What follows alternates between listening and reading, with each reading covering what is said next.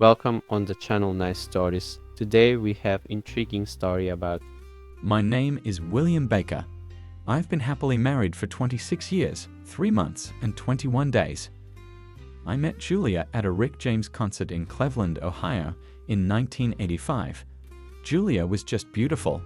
She was wearing the tightest jeans I had ever seen. That's when I first learned what a camel toe was. I had heard the expression, but had no idea what it meant until I met Julia. She had the sweetest smile and sparkling green eyes. It was like looking at a lake at midnight. Her eyes twinkled. I was blown away at first sight. I was at the concert with my brother Harry and cousin Mike. Harry took us along because his girlfriend Sarah could only go to the concert if her sisters were with her. Sarah was the oldest, Julia was the youngest, and Mike ended up with 230-pound Martha. Martha scared the hell out of me. I was 185 pounds, and Mike was smaller than me. Aside from Martha being such a big girl, the night went great. Mike relaxed and enjoyed Martha's company. Julia and I had a great time ourselves. I hated it when the concert was over. To make a long story short, 6 months later Julia and I got married. The wedding was a blast and didn't end until 6:30 in the morning. During the night, Julia and I sealed our vows twice before midnight and one more time before we left for our honeymoon. The next 25 years passed like a blur. I turned 46 and had 4 children: William Jr. 24, Mildred 22, Justin 21, and Hank 19. I didn't really like the names Julia chose for the kids, but Mildred was her aunt's name, and the rest were from her favorite boy band. Anything to keep my wife happy, because as the saying goes, if mommy isn't happy, nobody is. Julia was 45, and if I may say so, she was, and always will be, a stunning woman. Many of our friends found it hard to believe that Julia was the mother of 4 grown children. What they didn't know was that Julia was a certified health nut. She ran, walked, jogged, exercised, and ate right like a woman on a mission. I hate to admit it, but I had to occasionally buy little blue pills on the black market to keep up with her. Everything was going well until Hank left for college. This caused Julia to change in some ways. She started wanting intimacy more, began wearing very revealing clothes, and started showing off her figure again. At first, I thought she was getting sexier for me, until I saw her on her way to work in a black micro mini skirt. Something was going on, and I was determined to find out what it was. When Julia got home from work, I motioned for her to sit down. She looked at me and said she knew what I wanted to talk about, but didn't have time right now. "William, I have a date, so I'll talk to you in the morning. I know you're upset that I did this, but you can either go with the flow or move out. If you file for divorce, it will cost you too much and will hurt the kids. I'll end up with half of everything, and you'll be left a lonely, broke old man." She said this with a complete lack of respect, and I got the feeling that it had been long planned. For the past few years, Julia had shown signs of disrespect toward me. Most people think that if you speak softly, you must be a wimp. I guess my need to keep my cool was just wearing me down, but this was something else entirely. Julia must be out of her mind if she thinks she's going to go out and be unfaithful and come back like I'm just that kind of guy, sitting there crying over his beer about his wife cheating on him. That's not me. Shit, and you're out the door. Julia, I'm only going to say this once. If you think about me, try, plan, or ever cheat on me, it will be the worst day of your life. Over the years, I have expressed my attitude toward cheating wives many times. I told you that if you try to betray me, you, your lover, and everyone involved will pay. She rolled her eyes and went upstairs to the bedroom. I went to my room and called Harry. I told him everything that was going on. "Harry, I was hoping this day would never come, but if she goes through with it, the plan will go into effect tomorrow." It was a plan we made back in college to save time and money in the event of a divorce. Julia didn't know we didn't own anything, not the house anyway. She owned her car, and so did I, but our house was in Harry's name. Harry's house was in Mike's name, and Mike's house was in my name. Julia wasn't involved because Mike got married before we did, and it was my personal property. The next morning, Julia finally came home. It was just after 10 a.m. Julia was worried about me. She had called home several times to see how I was doing but got no answer. As she drove, Julia pondered how to get me on board with her plan. Last night was the best night of my life. I had fun with 3 young guys. It was worth it. William will be fine. How do I get him to let this happen on a regular basis? I love him, but I need more than he can give. I'll have him until he voluntarily accepts this. It will be hard on him, but he knows he can't live without me. That was Julia's plan, but I had other plans. When Julia got home, Harry's car was parked in the lot and a U-Haul truck was in the driveway. Harry, Mike, and I were loading boxes into the truck. Julia asked Harry what was going on. Harry said, "The landlord wants you to pack your things and get out of the house." Julia got angry and tried to stop them. Harry called the police. When the police arrived, the first officer asked who the owner of the house was. I raised my hand. The officer pulled me back to the truck, and another officer led Julia around the truck so she could explain her side of the story. While she was talking to the officer, I waved at Harry. We talked to the police officers for 10 minutes. The officers then discussed the situation between themselves for a few more minutes. They both approached Julia and asked her to leave the property. Julia asked why she was being forced to leave the house and Harry was being allowed to stay. The officer told her that the homeowner wanted her to leave. They informed her it was a civil matter. It's not against the law to evict someone, but if the time limit wasn't more than 30 days, she could sue in small claims court. But in that time, she had to vacate the property, and since her name wasn't on the title or the mortgage, she had to leave. Julia rolled her eyes at me and walked away. I shouted, "Your stuff is going to be at your mom's house in the next 20 minutes. Julia didn't look back. As far as she was concerned, Harry and I would pay for this. Julia didn't go to her mom's house. She went to Harry's house and told his wife Cindy what was going on. Cindy didn't approve of what Julia did but tried to understand her.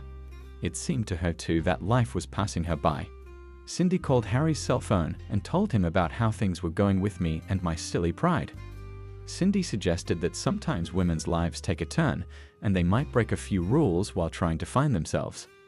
Harry sat and listened to his wife and then replied, "Cindy, if by breaking rules you mean spending too much money, breaking my truck, or quitting your job and lying about it, then those are rules I can live with. But if you're talking about going out and being unfaithful, then you're not the woman I married and we need to go our separate ways." Cindy thought about what Harry had just told her. Harry worked, paid all the bills. She had credit cards and access to all the money, not to mention Harry was attentive to her needs. They went on vacations all over the world. Cindy thought about it for about 45 seconds. How would I live without Harry? She shook her head as if trying to clear her thoughts. My life isn't passing me by. Harry is my life. Cindy asked Harry what time he would be home. Harry replied that he'd be home in a couple of hours. Cindy agreed, told Harry she loved him, and said goodbye. Then, with determination in her eyes, Cindy looked at Julia. "Get out, Julia. You ruined your life, and now you're trying to ruin mine. I love my husband. He takes care of me, he pays for everything we have, and has never complained once. He put our 3 kids through college and helped each of them buy their first car. He treats me like a queen, and because you decided to make poor choices, you ruined your life. Did you know William was going to take you to Spain? Get out of my house before I become an idiot and join you." Julia began to think that maybe this was a mistake. She left Cindy and went to her mother's house. Cindy, on the other hand, was on her way to a boutique. She looked for the most elegant thing she could find and bought it.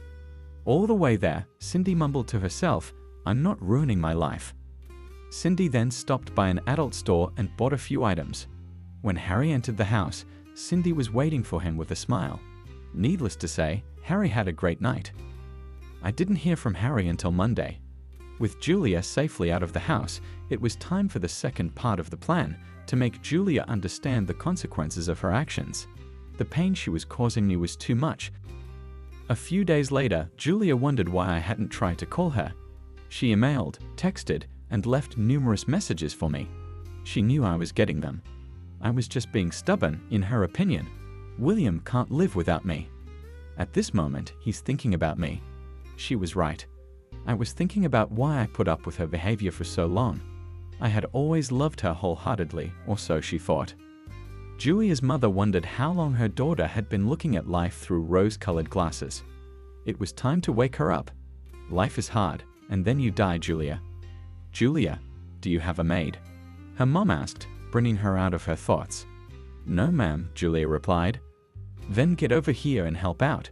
Go tend to the chores. You have things to do, her mom told her. Julia hoped she would be home soon. She knew her mom was strict. It had been 4 days of her mom assigning tasks. Clean this, wash that, get moving. Julia didn't know how much more she could take. Julia Baker, is that you? Julia didn't recognize the man, but he seemed familiar. She answered that yes, it was her. He wasn't bad looking, so she smiled politely. He handed her a package, said, "You've been served," and left. Served? What was served? Thought Julia. Her mom went outside to check on her and found Julia looking shocked. It was my divorce papers. Julia's mom took a deep breath. Julia, get up and come inside. Stop standing there. Mom, what should I do? Julia asked. Julia, I blame your father. He's been spoiling you for years. If we had taught you to think and act responsibly instead of treating you like a princess, you wouldn't be here now. Your father wanted the best for you, so he sacrificed so you could have a better life, and you disregarded his efforts. Your father loved William like a son. He would be disappointed to see you like this. I've listened to you blame William for your own mistakes. You just let go of the best thing in your life. There are millions of women who want a man like William. He's a catch, loyal, hardworking, and supportive. You've given up on him because you're feeling insecure about aging. We all live and we all die, some sooner than others. You need to face reality. Her mom hated talking to her like that, but she needed to make Julia see the real world. Julia had always lived in her own little bubble. Now it was up to her to realize that life isn't so simple. Julia and her lawyer sat at a table across from me and my attorney. Julia had hired John Patterson, known for helping women get large settlements. She hoped this would get me to agree to counseling and call off the divorce. John recognized my lawyer but couldn't remember where he'd seen him, assuming he was a newcomer. Fate could play a cruel joke. My lawyer began, "Mr. Patterson, my name is Kyle Jacobs. I will be representing Mr. Baker." John felt uneasy. Kyle Jacobs was a representative of a top Wall Street law firm.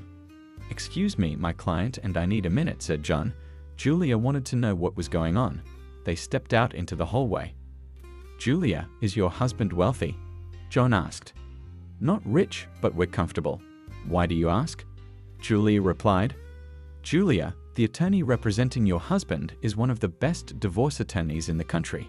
He's represented senators, billionaires, and Fortune 500 executives. In his last case, the husband was worth $12 billion and his wife demanded half. Kyle got her to settle for a modest apartment and $25,000. How can he afford a firm like that?" John asked. Julia was finally getting worried. She realized how badly she had miscalculated. Back in the conference room, I said, "You should call me and Mike more often." "After all, we're family," said Kyle. John and Julia didn't know that Kyle, Mike, Harry, and I were cousins. We didn't get together often, and the last time was 10 years ago, a gathering Julia didn't attend. Kyle replied, "John, it's simple. Julia will leave with what she brought into the marriage. Nothing more, nothing less." John didn't realize there was no room for negotiation. Harry owned the house. Julia had her own car and accounts, as did I, so there was nothing else. Julia jumped up and exclaimed, "I just want William back." Then she calmed down. "William, talk to me alone for a few minutes, please." I looked at Kyle and nodded. Both lawyers left the room. "William, I'm so sorry I ruined our marriage and hurt you. I'll sign everything over to you." I told the lawyers to come back in. "Julia, sign the papers. You will get nothing. No alimony, no pension, nothing. If you do, we won't file the papers immediately. They will be held for 1 year. Julia, you have to fix this. 1 year, and we'll see. Do you agree?" "Where do I sign?" Julia asked. John told her that once she signs, she can't take it back. Julia signed everything for a chance to prove she loved me. "William, I went a little crazy for a while, but I'd do anything for a chance to be with you." I didn't know what to say, so I remained silent. Kyle and I left. Julia was hopeful and went to her mom's house to get her things.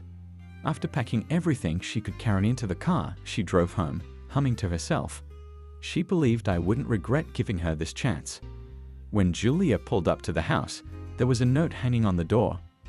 "Julia, come in, make yourself at home." She smiled, thinking I was planning something special. The note said, "Julia, watch the DVD. Just press play. Have a glass of wine while you watch. You might need it." Julia did as the note instructed. On the DVD, I appeared with 3 attractive women. At the end of the video, I said, "Julia, I've loved you most of my life. You're the mother of my children. You were my greatest love, but you threw it away for a moment of excitement. Let's see if your faith in me can withstand a year of me enjoying myself as you suggested. If you can endure it for a year, I'll come back. If not, well, life goes on." The first month was difficult for Julia, but she persevered. The second month, she received a new DVD featuring me and the same women. At the end, I said, "Stay strong. I'm rooting for you." In the background, a woman's voice said, "Forget her, William. Why do you need her when you can have us?" Julia was devastated but held on to hope. On the 4th day of the 5th month, there was a knock at the door. It was Kyle. He handed her a letter from me. Kyle looked at Julia and said, "If it's worth it, I'm sorry," then walked away. Julia sat down and cried, thinking I was ending things. She opened the letter. "Julia, as much as it pains me to say it, I'm filing for divorce. You lost your way and damaged our marriage. For the last 5 months, I've been with others. All I can say is I'm tired. You'll find me upstairs asleep. Kyle gave you that letter to get you out of the kitchen so I could sneak in. If you betray me again, there will be consequences. You finally realized your mistakes. We're going to see a therapist. The only thing I'll take responsibility for is not addressing this sooner.